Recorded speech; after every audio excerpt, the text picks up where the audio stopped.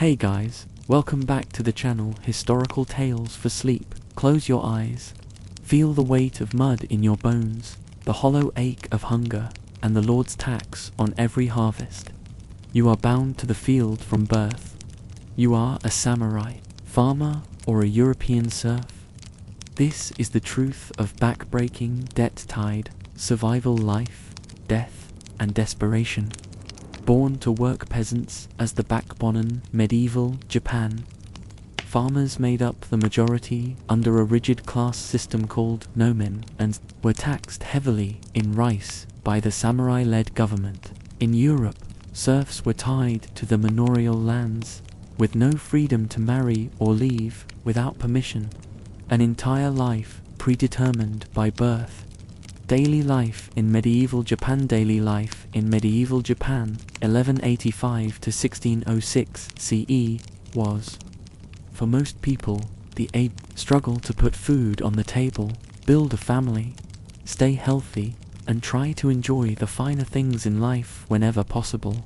The upper classes had better and more colorful clothes, used expensive foreign porcelain, were entertained by no theater, and could afford to travel to other parts of Japan, while the lower classes had to make do with plain cotton, ate rice and fish, and were mostly preoccupied with surviving the occasional famine, outbreaks of disease, and the civil wars that blighted the country. Still, many of the cultural pursuits of medieval Japan continue to thrive today, from drinking green tea to playing the Go board game, from owning a fine pair of chopsticks to remembering ancestors every July, August in the Obon Festival. Society Japanese. Medieval society was divided into classes based on their economic function. At the top was the warrior class of samurai or bushi, which had its own internal distinctions based on the feudal relationship between lord and vassal. The landowning aristocrats, priests, farmers and peasants who paid a land tax to the landowners, or the state, artisans and merchants. Curiously, the merchants were considered socially inferior to farmers in the medieval period. There were, too, a number of social outcasts, which included those who worked in messy or undesirable professions like butchers and tanners, actors, undertakers, and criminals. There was some movement between the classes, such as peasants becoming warriors, especially during the frequent civil wars of the period. But there were also legal barriers to a member of one class marrying a member of another. Although women were not given the advantages awarded to men, their status and rights changed through the medieval period, and often depended on both the status of their husbands and the region in which they lived. Rights related to inheritance, property ownership, divorce, and freedom of movement all fluctuated over time and place. A common strategy of families everywhere, and of all classes, was to use daughters as a tool to marry into a higher status family, and so improve the position of her own relations. Another strategy was for powerful samurai to use their daughters as a means to solidify alliances with rival warlords by arranging marriages of convenience for them. Marriage was a more formal affair amongst the upper classes, while in rural communities things were more relaxed. Even premarital sex was permitted thanks to the established tradition of yohei, or night visit, between lovers. In ancient Japan, a married man often went to live in the family home of his wife, but in the medieval period, this was reversed. In the case of the wives of samurai, they were expected to defend the home in their husband's absence on campaign, and they were given the gift of a knife at their wedding as a symbol of this duty. Many such women did learn martial skills. Divorce was always in favor of the male who could decide to terminate his marriage simply by writing a letter to his wife. If the couple remained on amicable terms, then a mutual settlement could be made, but the male ultimately had the power to decide such matters. If there were evidence of adultery, then the wife could even be executed. As a wife had no recourse to any legal protection, the only option for many women to escape adulterous or violent husbands was to join a convent. The family, the essential family unit in Japan, was the i.e. house, which included parents and their children, grandparents, other blood relations, and the household servants and their children. Eldest sons usually inherited the property of the i.e., but the absence of male offspring could entail bringing in an outsider to act as head of the family. Koshu male children were often adopted for this very purpose, although a female member might also take on the role too. The wife of the Koshu was the senior female in the family and was responsible for managing the household duties. The good of the i.e. was meant to take precedence over any individuals, and the three principles to be followed by all were obligation, obedience, and loyalty. For this reason, all the property within a family was regarded not as belonging to any individual but to the i.e. as a whole. Filial duty, oyakoko, to one's parents and grandparents was especially cultivated as a positive sentiment. Education. Children of farmers and artisans were taught by their fathers and mothers the practical skills they had acquired through a lifetime of work. Regarding more formal education, this had previously been the exclusive privilege of aristocratic families or those who joined Buddhist monasteries. But in the medieval period, the rising samurai class began to educate their children, too, largely at the schools offered by Buddhist temples. Nevertheless, the number of people who were literate, even in the upper classes, was only a tiny proportion of the population as a whole, and monks were much called on to assist with paperwork in the secular world. When they did learn, children, in the early medieval period, did so from private tutors or the classes arranged by temples. But there was at least one famous school in the modern sense, the Ashikaga school, founded by the samurai Wisugi Norizane in 1439 CE and boasting 3,000 students by the mid-16th century CE. Here, boys learnt the two subjects close to every warrior's heart, military strategy and Confucian philosophy. Many prosperous samurai also established libraries of classic Chinese and Japanese literature, which were made accessible to priests and scholars, and these often became noted centers of learning in the Edo period 1603 to 1868 CE. One famous example was the Konozawa Library, established by Hojo Sanetoki in 1275 CE.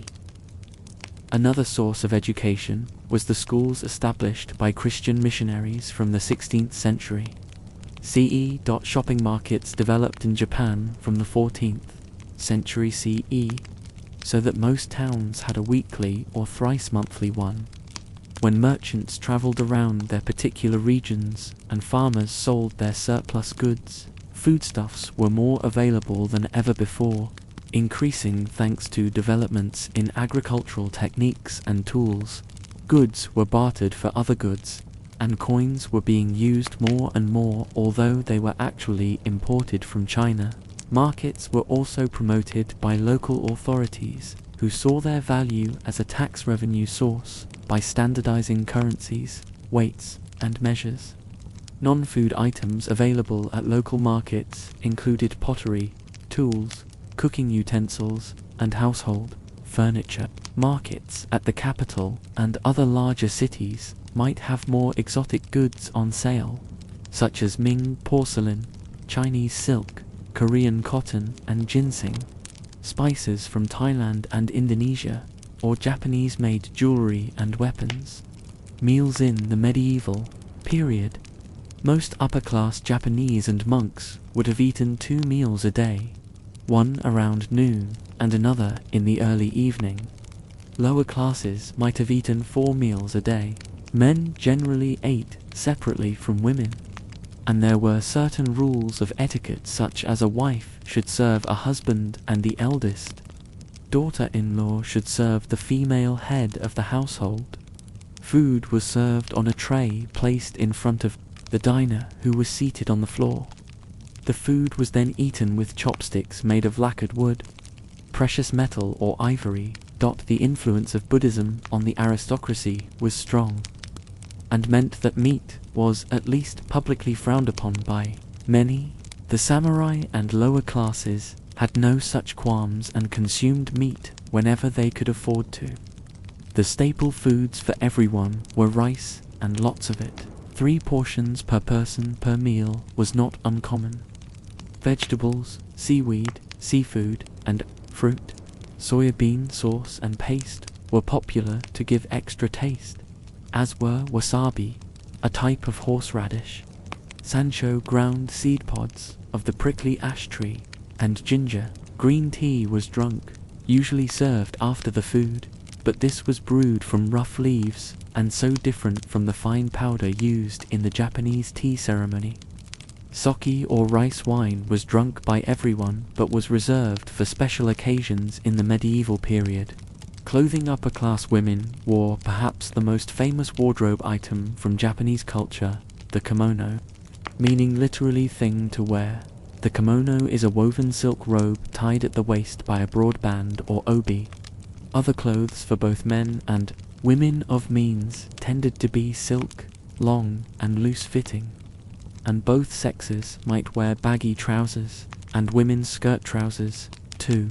Women might wear a long robe with a train, the uchiki, while men wore short jackets called haori, or the long jacket, uchikoki or kodori, fashionable from the Muromachi period, 1333 to 1573 CE.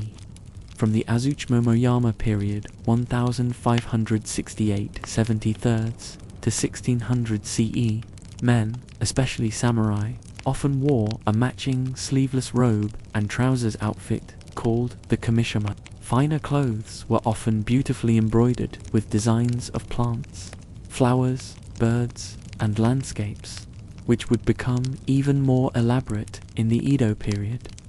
Lower classes typically wore similar clothes, but of more sober coloring and made of woven flax or hemp, and, if working in the fields in summer, both men and women often only wore a loincloth-type garment and nothing else.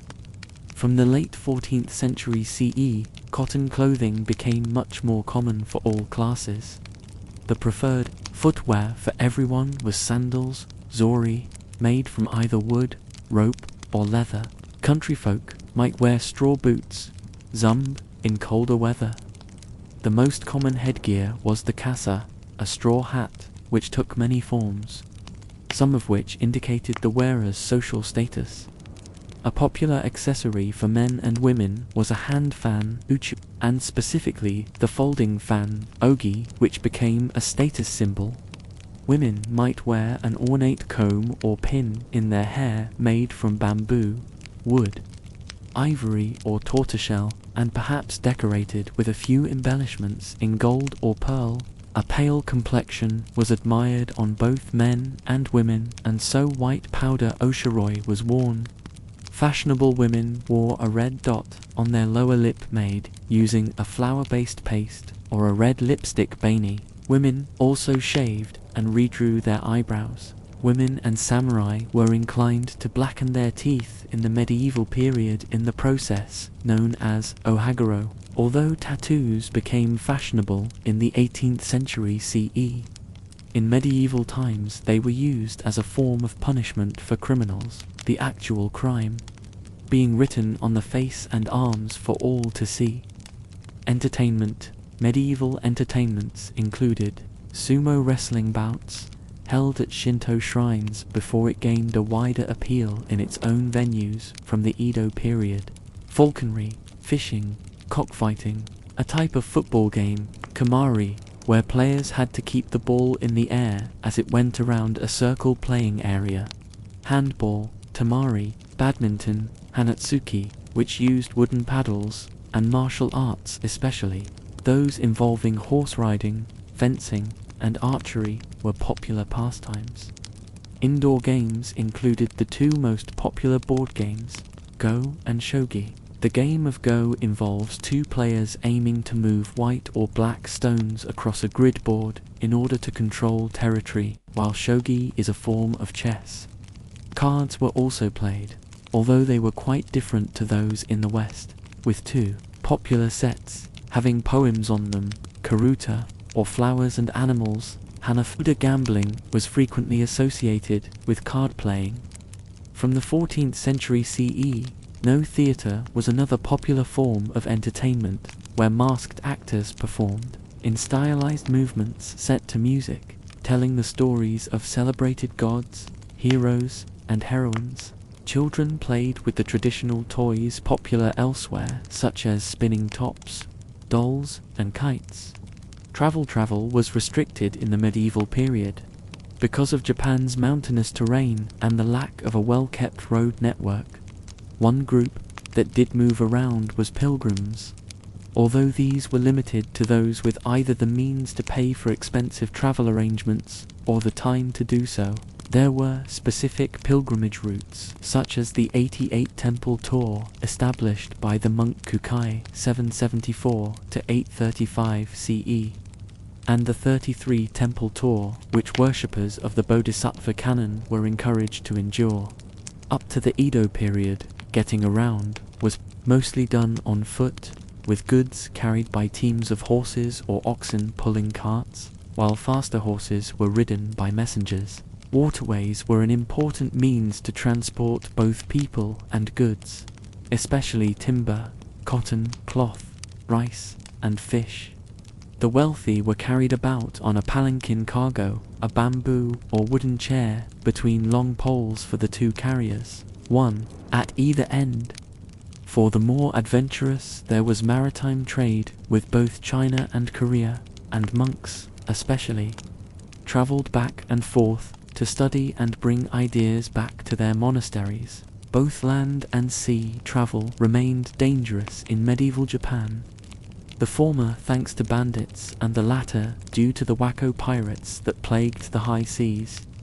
Death and funerals, just as Japanese people today enjoy one of the longest life expectancy rates in the world, so too in the medieval period the Japanese were ahead of almost everyone else. The average life expectancy was around 50 years of age in the best locations and periods, compared to a high of 40 in Western Europe, for example. There remained challenges to overcome or avoid, such as famine, vitamin deficiency from a rice-heavy diet, diseases such as smallpox and leprosy, illness caused by parasites which thrived in conditions where waste disposal was poor, and the risk of death or injury from wars. In the medieval period, the most common treatment of the dead was cremation kaso.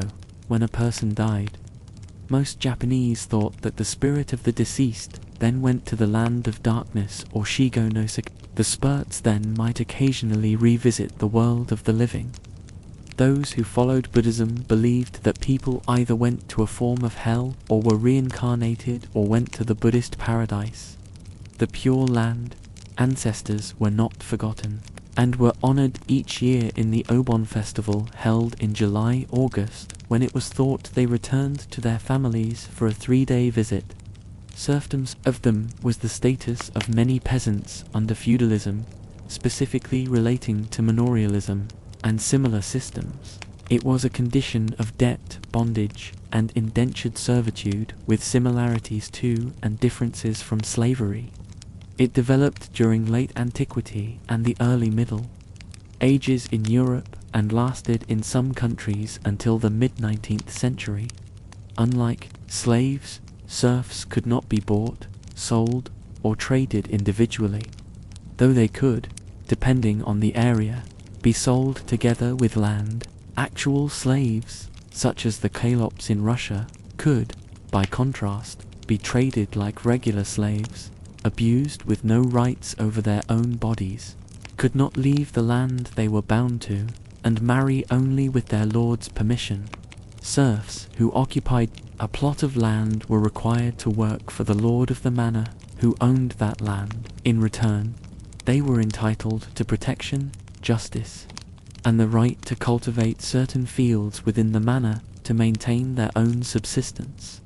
Serfs were often required not only to work on the lord's fields, but in his mines and forests, and to labor to maintain roads. The manor formed the basic unit of feudal society, and the lord of the manor and the villeins, and to a certain extent the serfs, were bound legally by taxation in the case of the former, and economically and socially in the latter. The decline of serfdom in Western Europe has sometimes been attributed to the widespread plague epidemic of the Black Death, which reached Europe in 1347 and caused massive fatalities, disrupting society. Conversely, serfdom grew stronger in Central and Eastern Europe, where it had been less common. This phenomenon was known as second serfdom. In Eastern Europe, the institution persisted until the mid-19th century. In Russia, serfdom gradually evolved from the usual European form to become de facto slavery, though it continued to be called serfdom. In the Austrian Empire, serfdom was abolished by the 1781 serfdom patent. Serfdom was abolished in Russia in 1861. Prussia declared serfdom unacceptable in its general state laws for the Prussian states in 1792 and abolished in 1807. In the wake of the Prussian reform movement, in Finland, Norway, and Sweden, feudalism was never fully established, and serfdom did not exist. In Denmark, serfdom-like institutions did exist in the Stavnsband between 1733 to 88, and its vassal Iceland, the more restrictive Vistarband, from 1490 until 1894. The concept of feudalism can be applied to the societies of ancient Persia, ancient Mesopotamia, Egypt from the late Old Kingdom through the Middle Kingdom, 6th to 12th dynasty, Islamic-ruled northern and central India, China Zhou dynasty and end of Han dynasty, and Japan during the shogunate.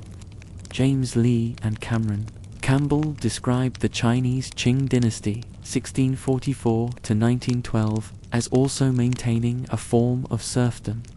Melvin Goldstein described Tibet as having serfdom until 1959, but this is contested.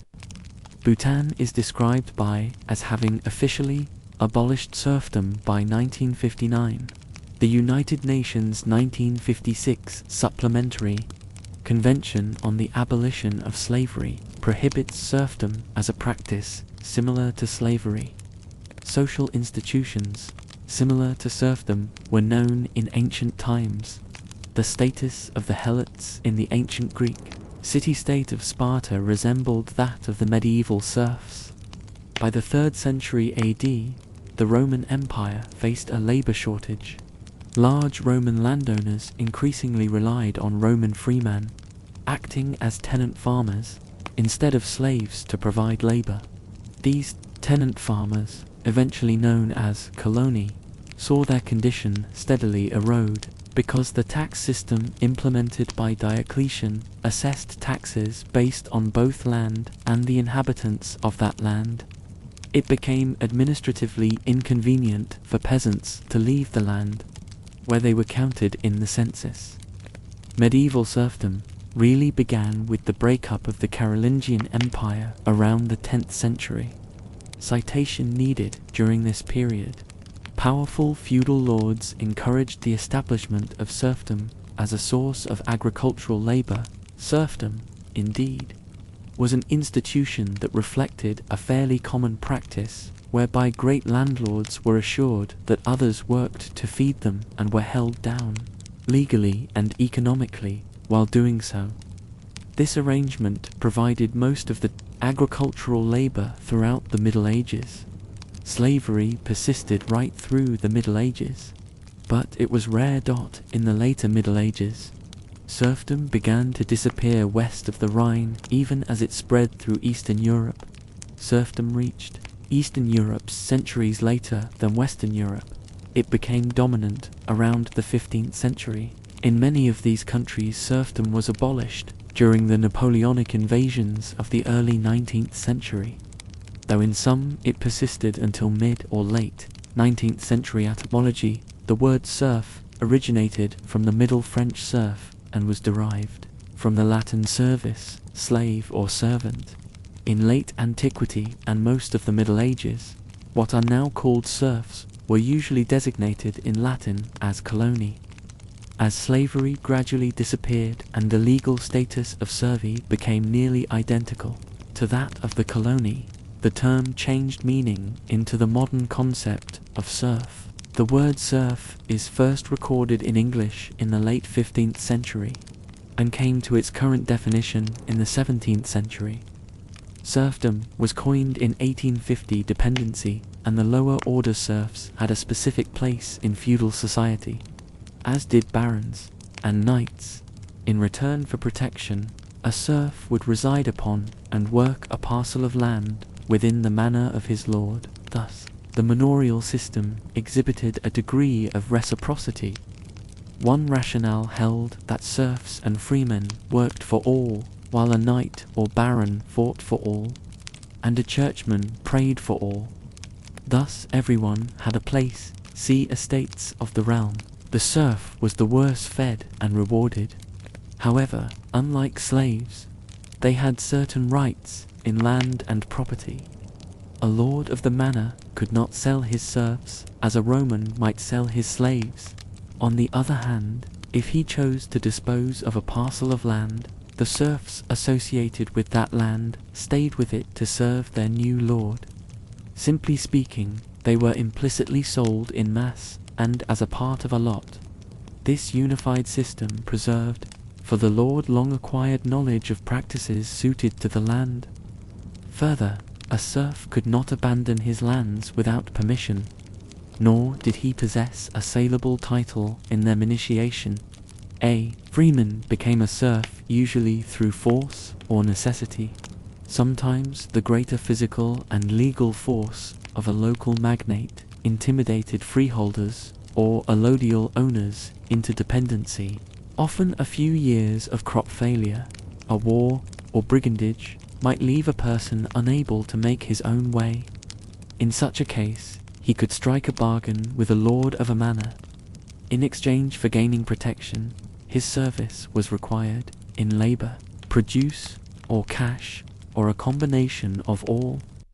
These bargains became formalized in a ceremony known as bondage, in which a serf placed his head in the lord's hands, akin to the ceremony of homage, where a vassal placed his hands between those of his overlord. These oaths bound the lord and his new serf in a feudal contract and defined the terms of their agreement.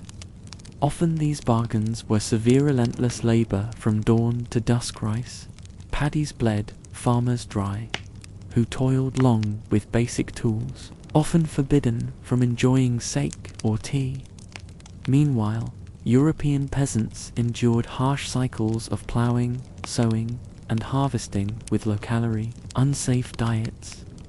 During the Tokugawa era, farmers were viewed as the foundation of Japan and granted a social standing just below the samurai class. Yet the government made their lives oppressive and wretched to keep farmers in the fields and away from urban centers. Government forces severely restricted their ability to travel. Living under excruciating regulations, many farmers were taxed into poverty. Though they grew rice, the currency of the day, they were unable to keep much. Instead, they lived meagerly on millet, wheat, and barley. In certain areas, the poverty was so intense that after the birth of the first son, families killed off all subsequent male children. Girls were welcomed since they could be sold as servants or prostitutes. Wardrobe and HIR farmers were only allowed to wear simple clothes, cotton kimonos, loincloths, and straw sandals. Wealthy farmers sometimes wore an outer kimono with a design, and geta, thonged footwear. The High Middle Ages was a period of tremendous expansion of population. The estimated population of Europe grew from 35 to 80 million between 1000 and 1347. but the exact causes remain unclear. Improved agricultural techniques, the decline of slaveholding, a warmer climate, and the lack of invasion have all been suggested. As much as 90% of the European population remained rural peasants. Many were no longer settled in isolated farms, but had gathered into small communities, usually known as manors or villages. These peasants were often subject to noble overlords, and owed them rents and other services in a system known as manorialism. There remained a few free peasants throughout this period and beyond, with more of them in the regions of southern Europe than in the north. The practice of asserting or bringing new lands into production by offering incentives to the peasants who settled them also contributed to the expansion of population. Development of towns castles began to be constructed in the 9th and 10th centuries in response to the disorder of the time, and provided protection from invaders and rival lords. They were initially built of wood, then of stone. Once castles were built, towns built up around them. A major factor in the development of towns included Viking invasions during the early Middle Ages, which led to villagers erecting walls and fortifying their positions. Following this, great medieval walled cities were constructed with homes, shops, and churches contained within the walls. York, England, which prospered during much of the later medieval era, is famed for its medieval walls and bars, gates, and has the most extensive medieval city walls remaining in England today. The practice of sending children away to act as servants was more common in towns than in the countryside. The inhabitants of towns largely made their livelihoods as merchants or artisans, and this activity was strictly controlled by guilds. The members of these guilds would employ young people, primarily boys, as apprentices, to learn the craft and later take position as guild members themselves. These apprentices made up part of the household or family, as much as the children of the master. Peasant life, medieval villages, consisted mostly of peasant farmers, with the structure comprised of houses, barns, sheds, and animal pens clustered around the center of the village. Beyond this, the village was surrounded by ploughed fields and pastures.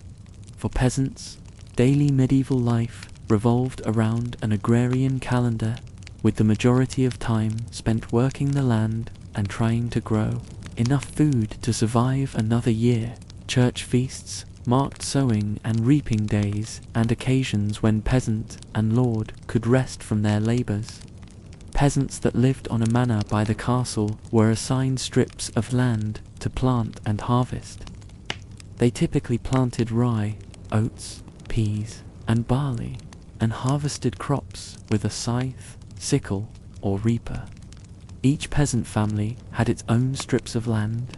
However, the peasants worked cooperatively on tasks such as ploughing and haying. They were also expected to build roads, clear forests, and work on other tasks as determined by the lord. The houses of medieval peasants were of poor quality compared to modern houses. The floor was normally earthen, and there was very little ventilation and few sources of light in the form of windows. In addition to the human inhabitants, a number of livestock animals would also reside in the house.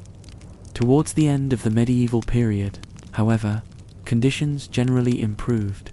Peasant houses became larger in size, and it became more common to have 2 rooms and even a second floor. Comfort was not always found even in the rich houses. Heating was always a problem with stone floors, ceilings, and walls. Not much light came in from small windows, and oil and fat-based candles often produced a pungent aroma. Furniture consisted of wooden benches, long tables, cupboards, and pantries. Linen, when affordable, could be glued or nailed to benches to provide some comfort. Beds, though made of the softest materials, were often full of bedbugs, lice, and other biting insects. Peasants usually ate warm porridges made of wheat, oats, and barley. Broths, stews, vegetables, and bread were also part of a peasant's diet.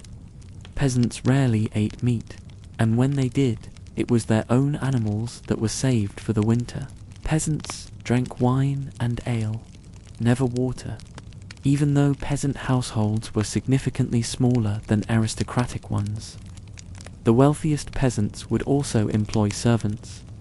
Service was a natural part of the cycle of life, and it was common for young people to spend some years away from home in the service of another household. This way they would learn the skills needed later in life, and at the same time earn a wage. This was particularly useful for girls, who could put the earnings towards their dowries. Nobles, both the titled nobility and simple knights, exploited the manors and the peasants. Although they did not own land outright, but were granted rights to the income from a manor or other lands by an overlord through the system of feudalism. During the 11th and 12th centuries, these lands, or fiefs, came to be considered hereditary, and in most areas they were no longer divisible between all the heirs, as had been the case in the early medieval period. Instead, most fiefs and lands went to the eldest son. The dominance of the nobility was built upon its control of the land, its military service as heavy cavalry, its control of castles, and various immunities from taxes or other impositions. Nobles were stratified. Kings and the highest-ranking nobility controlled large numbers of commoners and large tracts of land, as well as other nobles. Beneath them, lesser nobles had authority over smaller areas of land and fewer people. Knights were the lowest level of nobility. They controlled but did not own land, and had to serve other nobles. The court of a monarch, or at some periods an important nobleman, was the extended household and all those who regularly attended on the ruler or central figure. These courtiers included the monarch or noble's camarilla and retinue, the household, nobility, those with court appointments, and bodyguards, and may also have included emissaries from other kingdoms or visitors to the court. Foreign princes and foreign nobility in exile could also seek refuge at a court. Etiquette and hierarchy flourished in highly structured court settings.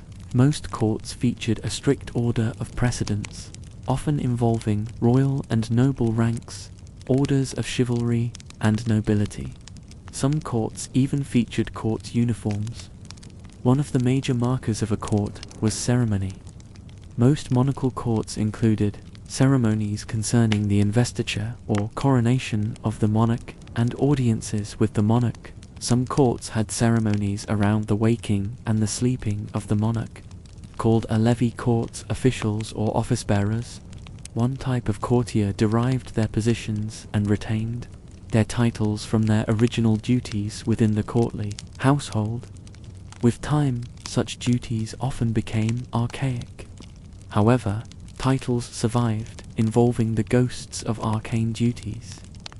These styles generally dated back to the days when a noble household had practical and mundane concerns, as well as high politics and culture. These positions include butler, confessor, falconer, royal fool, gentleman, usher, master of the hunt, page, and secretary.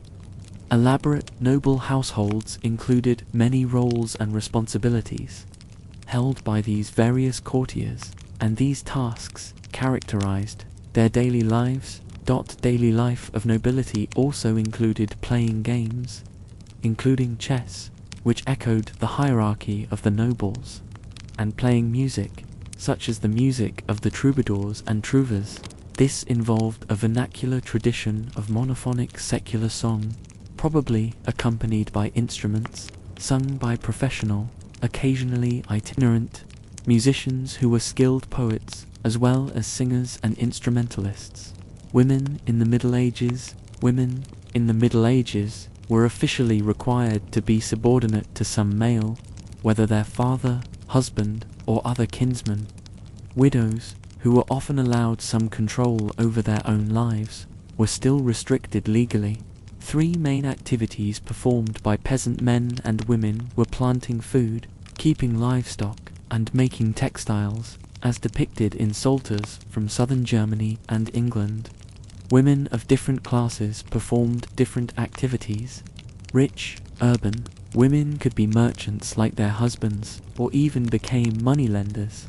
And middle-class women worked in the textile, innkeeping, shopkeeping, and brewing industries. Townswomen, like peasant women, were responsible for the household and could also engage in trade.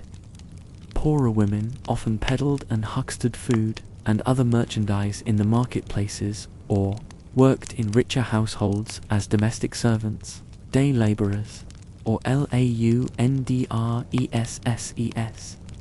There is evidence that women performed not only housekeeping responsibilities like cooking and cleaning, but even other household activities like grinding, brewing, butchering, and spinning produced items like flour, ale, meat, cheese, and textiles for direct consumption and for sale. An anonymous 15th century English ballad described activities performed by English peasant women, like housekeeping, making foodstuffs and textiles, and childcare. Noble women were responsible for running a household and could occasionally be expected to handle estates in the absence of male relatives, but they were usually restricted from participation in military or government affairs. The only role open to women in the church was that of a nun, as they were unable to become priests. Children. For most children growing up in medieval England, the first year of life was one of the most dangerous, with as many as 50% of children succumbing to fatal illness during that year. Moreover, 20% of women died in childbirth. During the first year of life, children were cared for and nursed, either by parents if the family belonged to the peasant class, or perhaps by a wet nurse if the family belonged to a noble class. By age 12, a child began to take on a more serious role in family duties. Although according to canon law, girls could marry at the age of 12, this was relatively uncommon unless a child was an heiress or belonged to a family of noble birth. Peasant children at this age stayed at home and continued to learn and develop domestic skills and husbandry. Urban children moved out of their homes and into the homes of their employer or master, depending on their future roles as servants or apprentices. Noble boys learned skills in arms, and noble girls learned basic domestic skills. The end of childhood and entrance into adolescence was marked by leaving home and moving to the house of the employer or master, entering a university, or entering church service. What was life like for medieval peasants? For the average person in medieval Europe, life was nasty, brutish, and short. Around 85% of medieval people were peasants, which consisted of anyone from serfs who were legally tied to the land they worked, to freemen who, as enterprising smallholders untethered to a lord, could travel more freely and accrue more wealth.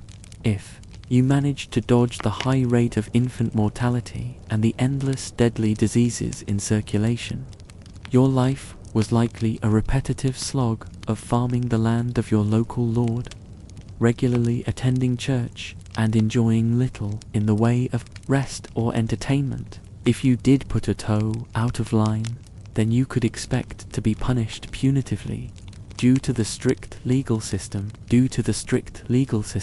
you think you'd have survived as a peasant in medieval Europe?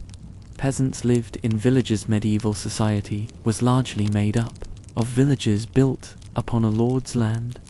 Villages were comprised of houses, barns, sheds, and animal pens clustered in the middle. Fields and pastures surrounded them. There were different categories of peasants within the feudal society. Villains were peasants who had legally sworn an oath of obedience on the Bible to their local lord. If they wanted to move or get married, they had to ask the Lord first. In return for being allowed to farm the land, villains had to give some of the food they grew each year to him. Life was hard if crops failed. Peasants faced starvation. Towns and villages in the medieval period were unhygienic due to a lack of sanitation. Animals roamed the street, and human waste and waste meat were commonly thrown into the street. Disease was rife, with unsanitary conditions leading to the outbreak of deadly plagues like the Black Death. It was said that peasants bathed only twice in their lives, once when they were born, and for a second time after they had died. Daily, medieval life revolved around an agrarian calendar centered around the sun, meaning in the summer, the workday would start as early as 3 a.m. and finish at dusk. Peasants spent most of their time farming their strip of land assigned to their family. Typical crops included rye, oats, peas, and barley, which were harvested with a sickle, scythe, or reaper. Peasants would also work cooperatively with other families when it came to tasks such as ploughing and haying. They were also expected to carry out general maintenance, such as road building, forest clearing, and any other work the Lord determined, such as hedging, threshing, binding, and church feasts marked sowing and reaping days when both a lord and his peasants could take a day of rest. Peasants were also required to work for free on church land, which was highly inconvenient as the time could be better used working on their lord's property. However, nobody dared break the rule, since it was widely taught that God would see their lack of devotion and punish them. However, some peasants were craftspeople who worked as carpenters, tailors, and blacksmiths. Since trade was an important part of town and village life, goods such as wool, salt, iron, and crops were bought and sold. For coastal towns, trade might extend to other countries. Women and children stayed at home. It is estimated that around 50% of infants during the medieval period would succumb to illness within the first year of their lives. Formal schooling was reserved for the wealthy or located within monasteries for those who would go on to become monks.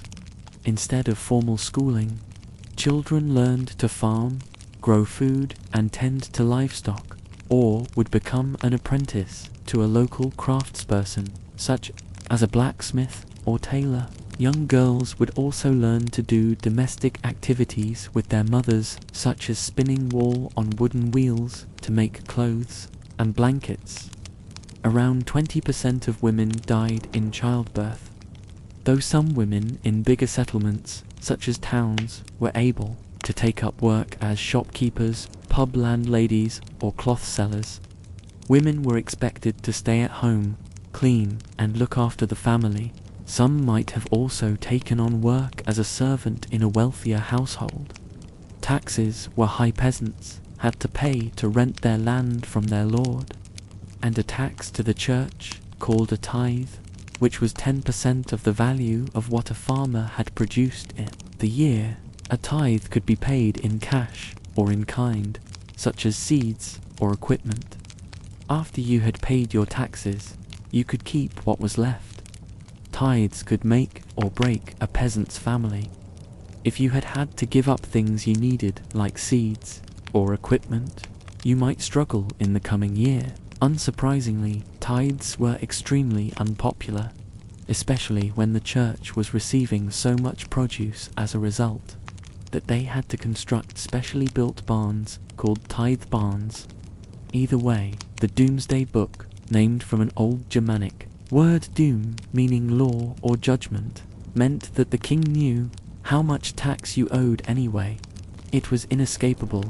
Houses were cold and dark. Peasants generally lived in small houses which normally consisted of only one room.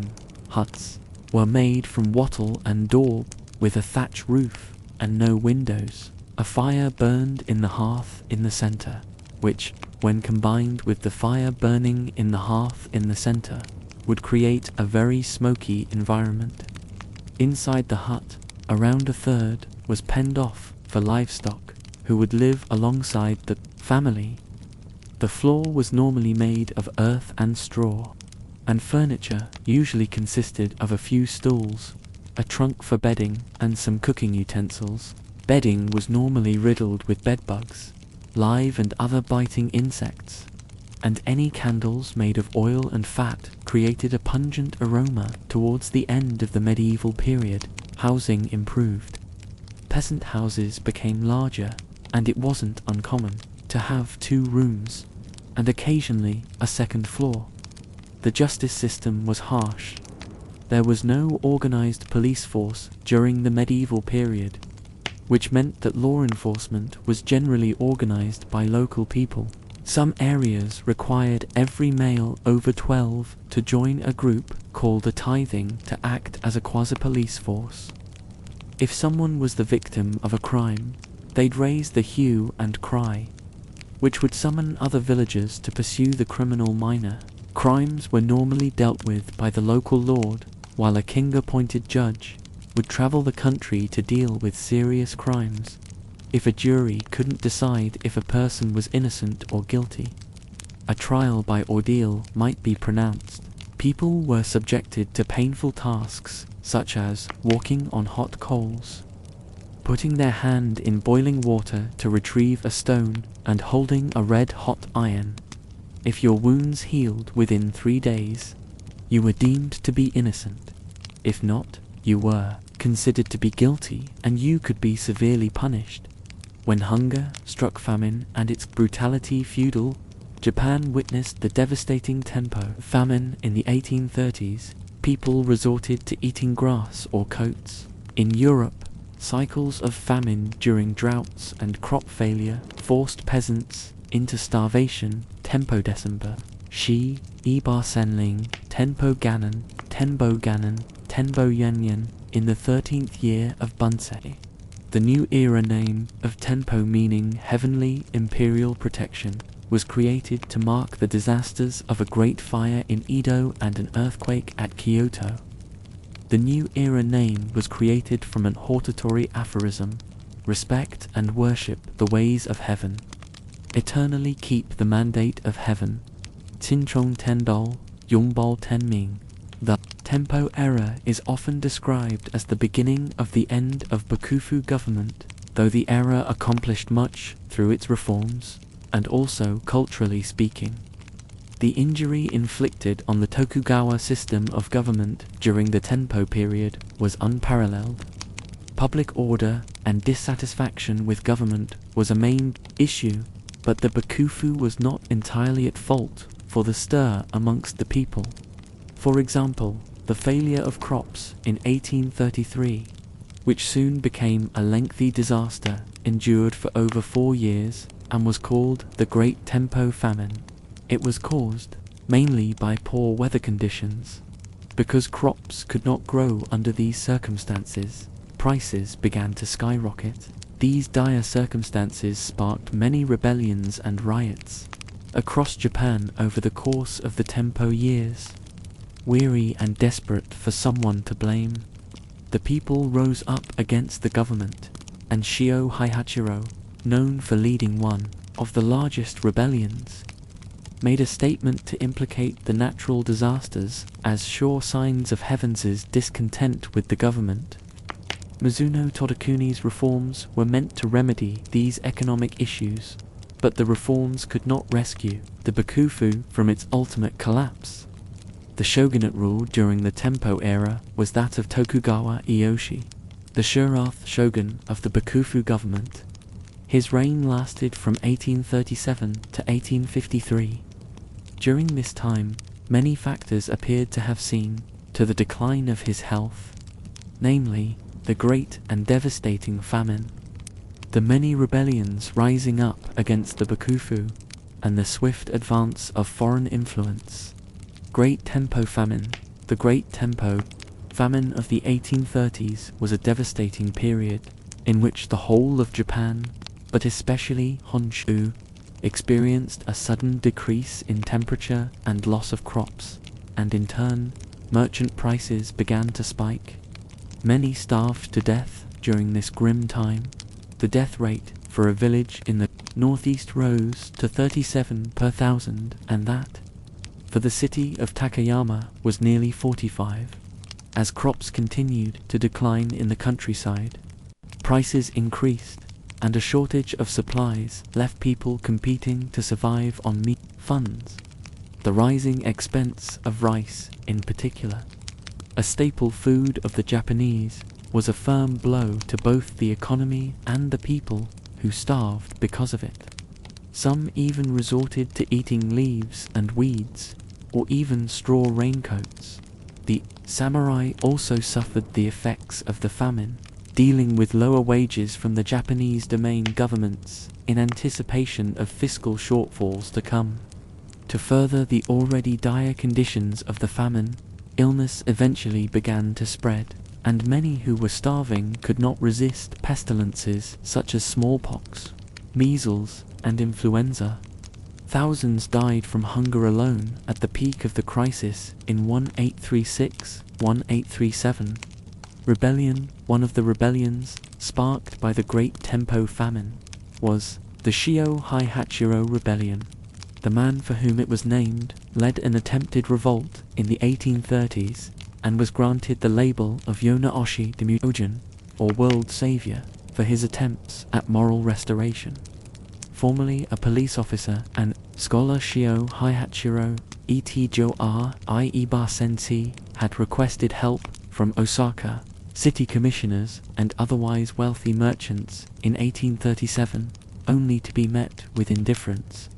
Shocked by his lack of success in the endeavor, Shio instigated an uprising to oppose those who had refused their aid. With approximately 300 followers, including poor townsfolk and peasants from various villages, Shio set fire to 1/5 of Osaka city, but the rebellion was suppressed in short order, forcing Shio to a quick end in which he committed suicide. The scholar Akuta Yorozo, 1801 to 1837, also instigated a rebellion from similar roots as that of Shio Haihachiro. Akuta had opened a school for the education of adolescents, consisting mostly of peasants. Having also suffered from the Great Tempo Famine, Akuta despaired the lack of aid local bureaucrats were willing to provide, and in 1837 he assembled a band of peasants in retaliation. Together they launched an attack on the bureaucrats, which met with devastating results and ended with Akuta taking his own life. Ogata-kon and Takejukin, 1838, a year following Shio Haihachiro's rebellion, and after the fire that had scorched nearly a quarter of Osaka city. The physician Ogata-kon founded an academy to teach medicine, healing, and rangaku, or Dutch, studies. The school was called Tekijuku, where distinction of status was unknown and competition abounded. Ogata encouraged this competitive learning, especially of the Dutch language, to which he had dedicated much of his own study. However, the competition escalated, and eventually students bent to the rigorous pressure of the academy, acting recklessly to vent frustrations. For example, slashing their swords against the central pillar of the main boarding hall, leaving gashes and nicks. Ogata did not deem it necessary to take disciplinary measures, thinking it harmless and recreational. Much of Ogata's life was devoted to rangaku, which was clearly displayed in the vision he had for Ogata is known in history for his attentions to the medical or internal therapeutic aspects of rangaku, including emphasis on diseases and his aid in translation of foreign medical terms. Restriction of foreign influence. Morrison, Incident Tin, 1837, upon rescuing several stranded Japanese sailors, an American merchant ship called the Morrison endeavored to return them to their homeland. hoping this venture would earn them the right to trade with Japan. However, the merchant ship was fired upon as it entered Japanese seas due to the edict to repel foreign vessels passed by Japan in 1825. This was later referred to as the Morrison Incident. However, there were some in Japan who criticized the government's actions, namely the Bangaku Shachu, a band of Rangaku scholars who advocated a more open approach to the outside, perhaps to the extent of ending Japan's long-standing Sakoku policy. This stance against the shogunate riled the government into the Banja no Goka, arresting 26 members of the Bangaku Shachu, and reinforcing the policies on foreign education by limiting the publication of books, in addition to making access to materials for Dutch studies increasingly difficult. Reforms as the Tokugawa era drew to a close. A major reform was exerted called the Tempo Reforms, primarily instituted by Mizuno Todakuni, a dominant leader in the shogunate. The reforms were economic policies introduced prominently to resolve fiscal issues mainly caused by the Great Tenpo Famine, and to revisit more traditional aspects of the Japanese economy. For the samurai, these reforms were meant to spur them to return to their roots of education and military arts. The samurai aimed for change within the status quo itself. There was a stringency amongst all classes of people, and at this time, travel was regulated, especially for farmers, who were meant to remain at home and work their fields, and trade relations crumbled. This, in turn, caused various goods to lower in price. Under Mizuno's leadership, the reforms brought about the following: moral reform, the encouragement of frugality and retrenchment; recoinage, forced loans from wealthy merchant houses, and the cancellation of samurai debts. In addition, the Bakufu met with fierce objection when land transfers were impressed upon the daimyos, in an attempt to reinforce the reach of influence and authority that remained of the Tokugawa government. Though the reforms largely ended in failure, the introduction of economical change during this period is seen as the initial approach, leading ultimately to the modernization of Japan's economy. Unforgiving, overlords' taxes that broke the spirit. Despite famine and desperation, feudal tolls didn't stop. Samurai peasants faced crushing rice levies. European serfs were chained to onerous taxes, tithes, and compulsory labor on lord's land. JCU Uprising, the JCU Uprising, Gensong Saldong, JCU SD, or the Kasok Uprising, was a large-scale peasant uprising that happened in 1686, in the third year of the JCU era, during the Edo period in Azumadera, Japan. Azumadera at that time was a part of the Matsumoto domain under the control of the Tokugawa shogunate. The domain was ruled by the Mizuno clan at the time. Numerous incidents of peasant uprising have been recorded in the Edo period, and in many cases the leaders of the uprisings were executed afterward. Those executed leaders have been admired as gimin, non-religious martyrs, with the most famous gimin being the possibly fictitious Sakura Siguro. But the JCU uprising was unique in that not only the leaders of the uprising, former or incumbent village heads, who did not personally suffer from the heavy taxes, but also a 16-year-old girl, subject of the book Oshion by Otsuba Kazuko, who had helped her father, the deputy ringleader, were caught and executed. On top of that, the leaders of the uprising clearly recognized what was at stake. They realized that the real issue was abuse of rights within a feudal system, because the newly raised tax level was equivalent to a 70% tax rate, an impossible rate. The Mizunos compiled Shimputoki, an official record of the Matsumoto domain about 40 years after the uprising. This Shimputoki is the major and credible source of information concerning the uprising. For several years there had been crop failure caused by severe winters. Azumadera farmers had suffered from this, and many people had starved to death. Poverty was rampant. Under the circumstances, some households had to sell their daughters to brothels, and others had to kill newborn babies. Some village heads, like Tada Kasuk and Ona Zembai, tried to relieve the farmers' suffering by giving away rice from their own storehouses. But their acts of righteousness were met with a harsh reprimand from officials in Matsumoto. Tada Kasuk was fired as the headman of Nakagaya village, and Ona Zembai was fired as the headman of Niri village. Then, in the fall of 1686, the domain government raised taxes to an exorbitant level. The domain lord, who was away from home at the time, was obviously not informed of the tax rise. The reason for this tax rise was that the domain government needed more money. The domain lord of Matsumoto was a Fudai daimyo, who was obligated to perform many duties, and therefore had to spend a lot of money. The domain lords of neighboring Takato and Takashima were not under such pressure to perform such duties.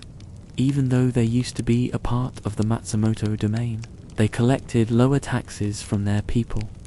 When Azumadera farmers were notified of the tax rise, the atmosphere among tax collectors and peasants became tense, for their neighbors didn't have to pay the same amount of taxes. In October 1686, Tada Kasuk summoned a dozen trustworthy farmers to a secret meeting held at a local Kumano shrine. The sacred place was an appropriate venue for discussing the issue of peasant survival. After a series of such meetings, Tada Kasuk and his followers came to the conclusion that appealing to the magistrate's office in Matsumoto was inevitable. They decided to do so even though they knew that to appeal was forbidden.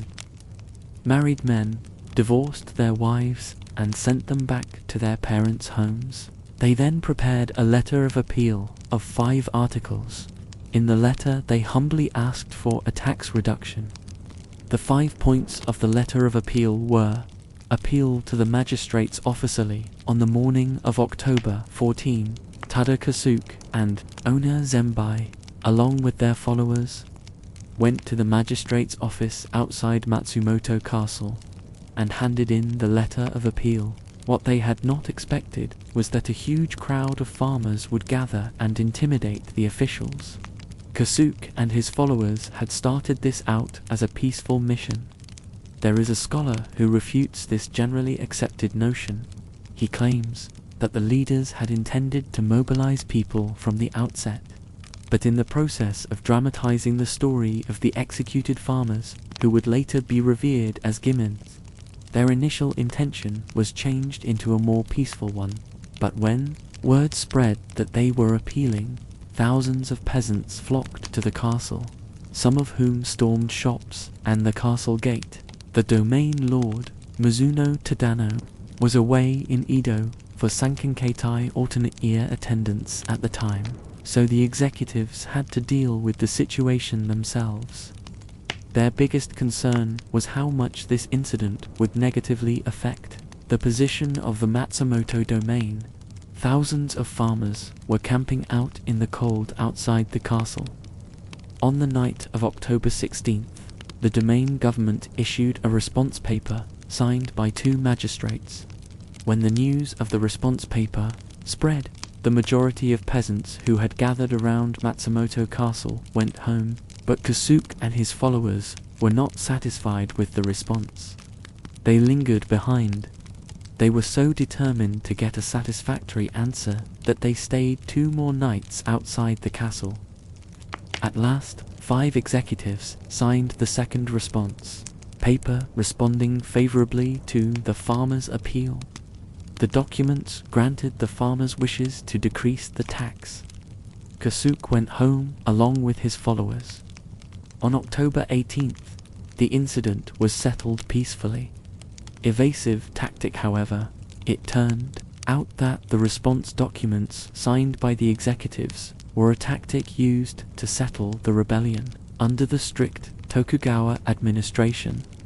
Domain government's failure to control an uprising meant dethronement for the domain lord. The executives of the Matsumoto domain, who were in charge of the incident, needed to suppress it by all means. A month later, Kasuke and other leaders of the uprising were arrested. The response documents were confiscated. Kasuke and his followers, along with the male members of their families, were executed without trial. Kosuke's 12-year-old firstborn son, 10-year-old second-born son, and a mere 5-year-old son of one of Kosuke's followers were executed. Though they did not take part in the uprising, Onna Zembaya's daughter, Oshion, was responsible for delivering invitations to secret meetings at the Kumano shrine. She was also executed, since women were not supposed to be executed for such a crime in feudal times. Her name was changed to a masculine name in the official record, Shinpetoki. 28 farmers were executed in all. The executions took place on January 5, 1687, at 2 separate locations. One execution site was at Seitaka, a temporary site, and the other was at Idegawa. 17 farmers from the north of the castle were taken to Seitaka. Kasuke, Zembai, and Oshion were among them. 11 farmers from the south of the castle were taken to Idegawa. In addition to the November executions, the newborn son of Onna Zembaya's widow, Osato, was sentenced to death. But the baby died of an unexplained illness within a few weeks after birth. Kasuke is said to have shouted out for lowered taxes when he was tied to the execution pole. Matsumoto Castle had been built with a structural defect which caused it to lean, rumored to be due to Tada Kosuke's passionate outcry. But the rumor started in the Meiji period, when the castle tower actually started to lean to one side. The uprising has been perceived as a struggle for the right to life, and thought to be a forerunner for the Jiyu Minkan undue freedom and people's rights movement in the Meiji period. This movement swept across the nation in the 1870s and 1880s. The bicentennial anniversary of the JCU uprising was observed in an atmosphere of excitement over the movement. Motsuzawa Kaisaku, a newspaper journalist from Azumi, wrote a play based on the uprising, giving it a title, Minkin Kagami Kasuke no Omokichi, the image of Kasuke, a model of the people's rights movement. Incidentally, Motsuzawa died in prison exactly 200 years after Kasuke and others had been executed. Gimenzuka Burial Mound in 1950. At a construction site near Seitaka Shrine in Matsumoto City, a human body was found. In the next few weeks, additional bodies were found. The number of the unearthed bodies came to 18. 17 bodies were clustered, and one was found apart from the rest. 4 of the 17 bodies were headless, which coincides with the story handed down by tradition. And one of the 17 clustered bodies had a larger pelvis and slender bones. Taking these into consideration, historical and medical researchers of the time concluded that it was highly possible that the 17 clustered bodies were those of the executed farmers of the JCU uprising. The one with a larger pelvis must be Oshion's body. Onna Zembi's body was also easily identified by its long bones, because he had been known for being tall.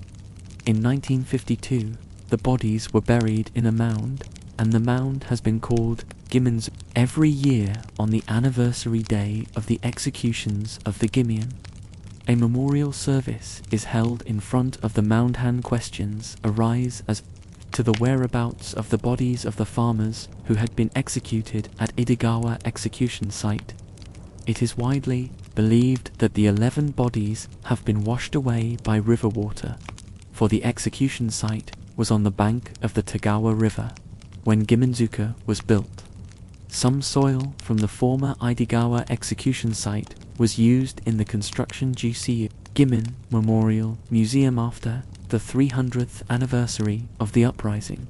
Azumino people founded in 1992 a memorial museum in honor of the uprising. The museum, J.C. Gibbon Memorial Museum, has a plaque with the inscription of the first article of the Universal Declaration of Human Rights, and another plaque with the inscription of the 11th and 12th articles of the Constitution of Japan, in both English and Japanese. They stand on each side of the main entrance to the building.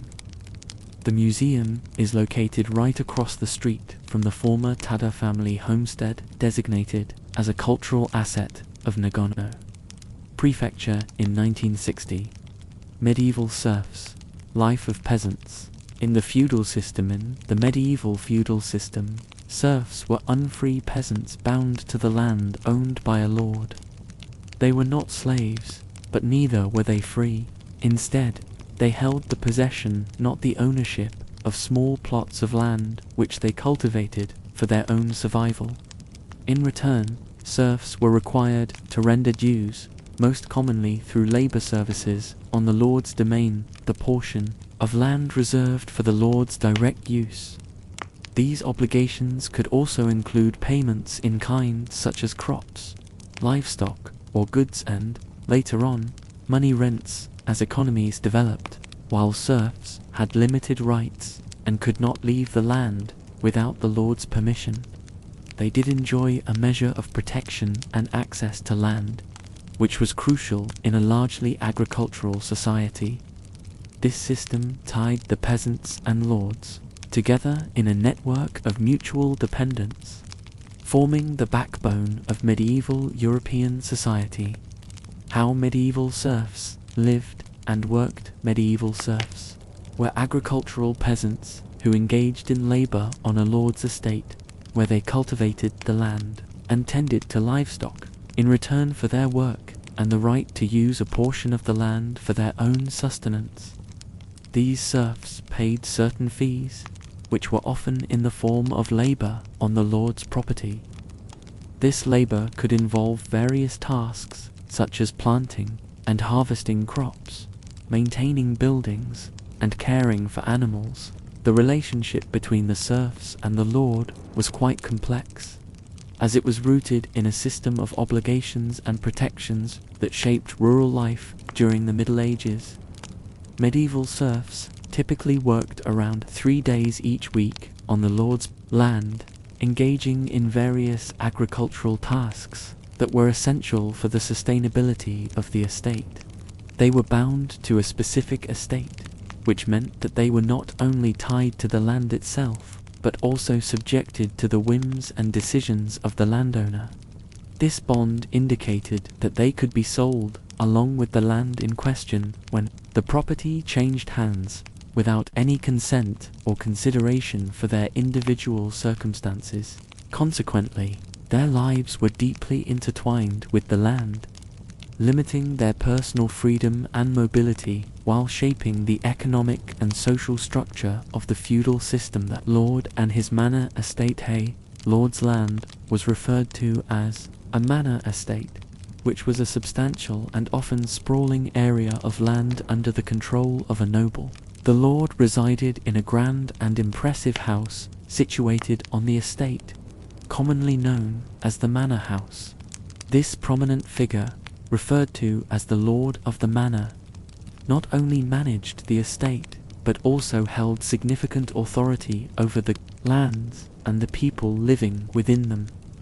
The manor estate typically included farmland, meadows, and sometimes even woodlands, all of which were crucial for the lord's wealth and the sustenance of his household. The powerful lord, the lord of the manor, held a variety of specific rights and privileges over the medieval serfs and other small landowners who resided on their lands. This included the essential authority to resolve disputes that arose among the tenants, ensuring that order and harmony were maintained within the manor. Additionally, the lord possessed the exclusive right to hunt within the estate's boundaries, allowing him to partake in this favored pastime and gather food for himself and his household. which further reinforced his status and power within the feudal system. Payments and obligations of medieval serfs. In addition to providing labor, medieval serfs were often required to make payments in kind to their lord. These payments could include grain, eggs, honey, or other farm produce. For example, a serf might have to give a portion of their wheat in order to use the lord's mill for grinding. Such obligations were a key part of the manorial system, ensuring the lord received resources to sustain his household and maintain the estate. These dues, combined with labor services, tied serfs closely to the land and reinforced the hierarchical structure of medieval society. How medieval serfs earned a living. Medieval serfs' livelihood largely depended on the small income or allowances provided by their lord as a reward for laboring on the lord's land. This payment was usually modest, barely enough to cover the serf's basic needs. In addition to money, serfs sometimes received assistance in the form of grain, wheat, or other foodstuffs, but such support was irregular and limited. As a result, most serfs lived a simple, frugal life, relying on their own small plots of land to grow food and sustain their families. Despite the hardships, these earnings and provisions were essential for survival within the manorial system of medieval Europe. Home life of medieval serfs. A typical medieval serf lived in a cruck house, a small and simple dwelling constructed from wood, wattle, and daub, with additional materials such as twigs, straw, and mud. These homes had thatched roofs and very minimal furniture, reflecting the serf's modest means. A central hearth served as the heart of the home, used for both cooking and heating, while a small hole in the roof allowed smoke to escape. Life inside these homes was Spartan and functional, focused on meeting basic survival needs. Yet they provided a place of shelter and family life within the manorial system. Social status of medieval serfs. In medieval society, serfs occupied the lowest rung of the social hierarchy, just above slaves. They rarely owned land and had very little social prestige or legal rights. Serfs could be transferred or sold along with the land they worked, often without their consent, making their status almost comparable to slavery. Despite these limitations, serfs were typically allocated small plots of land to cultivate for their own use. Over time, a serf could buy their freedom if they managed to save enough money, with the ultimate achievement being to become a freeman. Additionally, a serf who remained in the lord's favor and worked diligently might inherit the right to use their landholding, which could be passed down to children, while they would never truly own the land. These rights provided a measure of security and continuity for their family within the manorial system. Bata medieval peasant attire. The attire of a medieval serf was typically composed of a cloth or leather blouse, which was secured at the waist with a durable leather belt for practicality and ease of movement. In addition to the blouse, he often donned woolen trousers that provided warmth and durability, paired with sturdy boots designed for rugged, daily labor. These boots were essential for traversing the often uneven and muddy terrain of medieval farms and villages. Furthermore, a heavy wool overcoat was frequently a vital part of his wardrobe, offering additional protection against the elements and ensuring that the kursk could withstand the harsh winters while working outdoors. Overall, the clothing of a serf was functional, designed to meet the demands of their labor-intensive lifestyle. Summary: life of a medieval serf. The life of a medieval serf was hard and restricted, with very little social status or personal freedom. Serfs did not own land. Instead, they worked on the lord's estate, performing labor in exchange for a small payment or occasional food provisions. They typically lived in cruck houses made from wood, wattle, daub, and straw, with minimal furniture and a simple hearth for cooking and warmth. Daily life was physically demanding and frugal, but despite these hardships, serfs played a crucial role in sustaining the manorial system and the broader medieval economy. Who were medieval serfs? Medieval serfs were peasants bound to the land of a lord under the feudal system. They were not slaves, but they were not free either. Serfs worked the land to produce food and also provided labor services, dues, or rents in exchange for protection and the right to farm small plots for their families. What were the duties of a medieval serf? A serf's main duties included working the lord's fields, the domain, maintaining roads, fences, and buildings, and sometimes giving a portion of their harvest or livestock as taxes. They also owed corvée labor, meaning several days of unpaid work each week on the lord's land. What rights did serfs have in medieval Europe? While serfs were bound to the land, they did have limited rights. They could farm their own plots for food, pass land use rights to their children, and receive the lord's protection during times of war. However, they could not freely leave the manor without the lord's permission. What were the different names for a medieval serf, or types of peasants? Medieval peasants went by different names depending on their legal status. The main categories included serfs, bound to the land and lord; villeins, similar to serfs but sometimes with more privileges; cotters or cottagers, peasants who held very small plots of land; freemen, peasants who paid rent, but were not legally bound to the land. How was a serf different from a slave? Unlike slaves, serfs could not be bought or sold individually.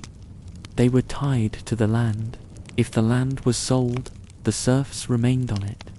Slaves were considered property with no rights, while serfs had limited customary rights and some control over their lives. Why was the serf system important in medieval Europe? The serf system formed the backbone of medieval agriculture and society.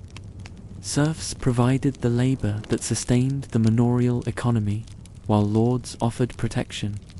This mutual dependence was central to the functioning of feudalism across Europe.